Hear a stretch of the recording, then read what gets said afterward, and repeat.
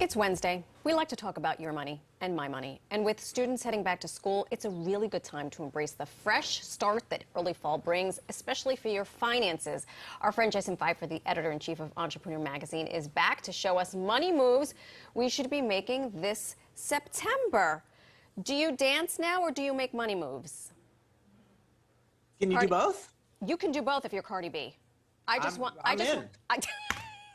I'm in for it all. Jason.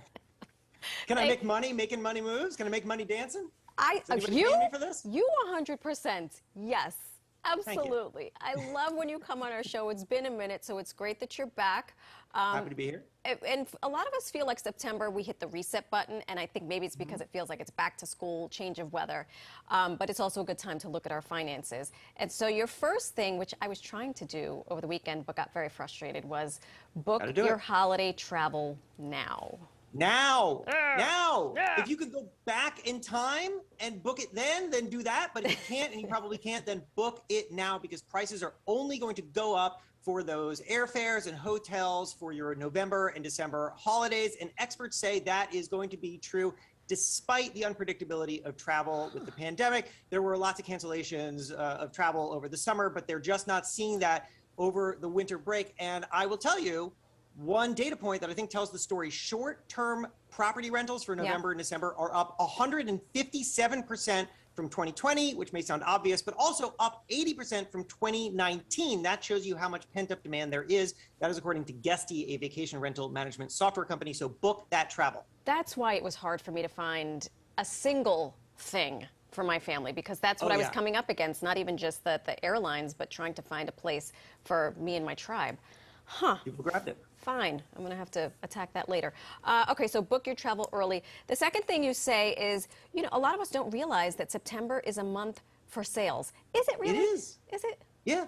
Okay. Full of sales. All Full right. of sales September. For all sorts of different reasons. There is the summer stuff like patio furniture that's now on sale. People are just trying to move it out. But also stores are getting ready for new models and new products that are rolling out. And it's time to move some of that stuff. So let me talk about three things. Classic September sales. Number one, mattresses. You will see so many Labor Day mattress sales. That's the big holiday for the mattress industry. Number two, home appliances. You'll see so many sales around this time for that. And then three, iPhones, because Apple tends to roll out a new iPhone around September. The rumor is that the new iPhone is going to debut on September 14th. And so once that happens, of course, there's less demand for the old iPhone, and that is a good time to grab it at a discount.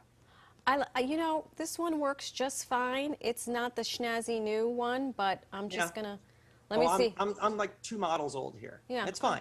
And you're the editor-in-chief of Entrepreneur Magazine, and you're 2 models old. That gives me hope. Yeah. That gives me hope. Follow my lead. You don't need to upgrade. I mean, do it if you love it, but there's no need. I'd rather save that money and put it toward college savings, which is a segment for another day. Okay, speaking of savings, September is also about flexible spending accounts. Can you just tell us what that is for folks who don't know, who aren't aware, and why we should be reviewing them now?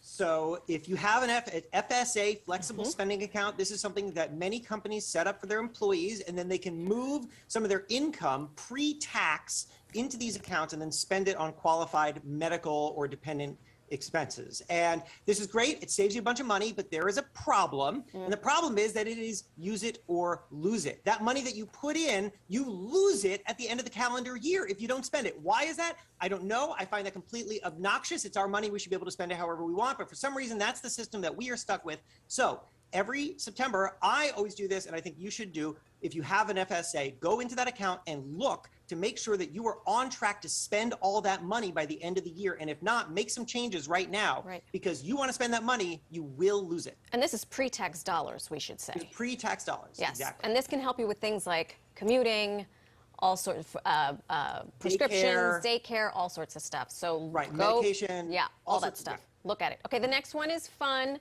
and it has to do with coffee. I'm all ears. Okay. So mark your calendar, end of the month, September 29th, National Coffee Day.